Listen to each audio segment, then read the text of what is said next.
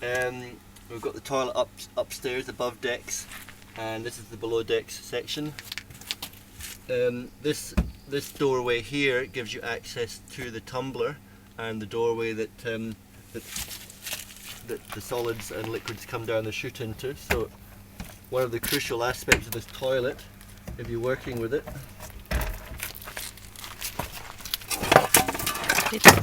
is to make sure that this flap here, this opening here, which is the in chute, is lined up with the pipe coming down from the toilet, so the solids and liquids from the toilet, when they come down the chute, go into the tumbling drum. If that's not lined up, you get what you see there happening, where the solids that come down the chute don't go down to the tumbler, they go down the sides and round and end up in the bottom or stuck to the side. So when you finish tumbling or doing any work, the crucial aspect is to make sure that it's lined up. And if the solids are at the bottom opposite the hole, it should quite easily balance with the hole sitting under the pipe. But you can just peek up there, it's not quite right. I'll tumble it one more time. There it is. A bit more. If you're not sure, just check every now and then and see how it's looking. But I think I've got that right.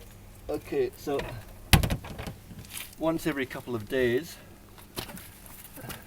you need to come down and add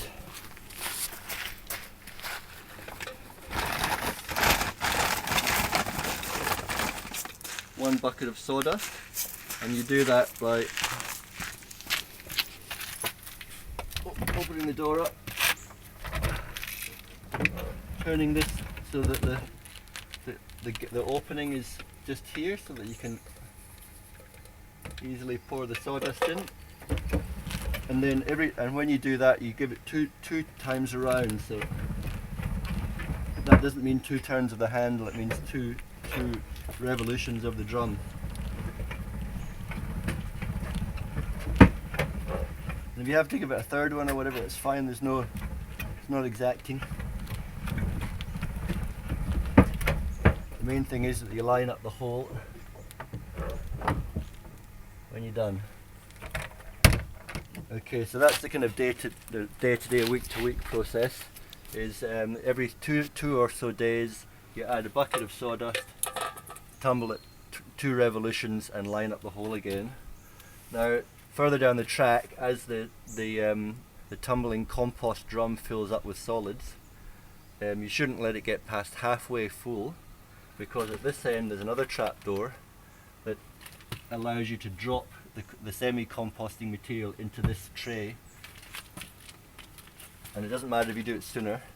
The main thing is you don't let it get so full that this trapdoor gets stuck by the weight of the solids. And to do that, rather than turning it clockwise like you do every couple of days, you turn it the opposite way, which is anti-clockwise, which opens up the trapdoor at this end. And if you listen, you can hear kind of a flopping noise, and that's the solids coming out and flopping into this tray. If this handle here stops and won't go any further, don't force it. Down in the middle at the back, there's a white, not a pipe, a rod sticking out right in the middle.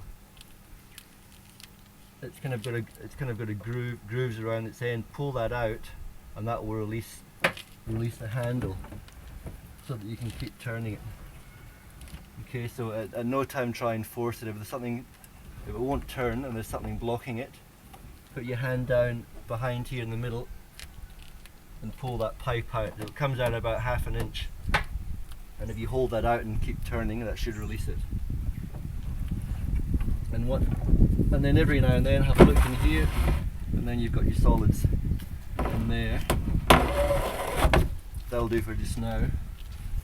So now what we'll do, so those solids will stay there until the next time you do that process, before which you'll take that tray of composted material and put it in your garden in the compost for secondary compost.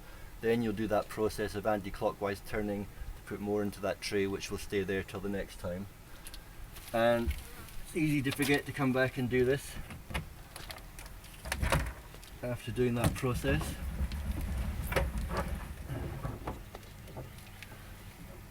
There we go. The things to look out for are liquid coming out from here, which means that the sump is filling up and overflowing, which tells you that for some reason it's not draining out of the draining pipe down this end, which suggests there's something getting in the way of the draining, because there's mesh on the inside here, and if solids get up against it in the sump, liquid can't get through, and then what will happen is the sump will overflow and come out of here, in which case you'll pull the drawer out and try and use this to try and free any solids away and get them out. What you can do is take this yellow cap off and squirt a hose up through here to try and free it as well.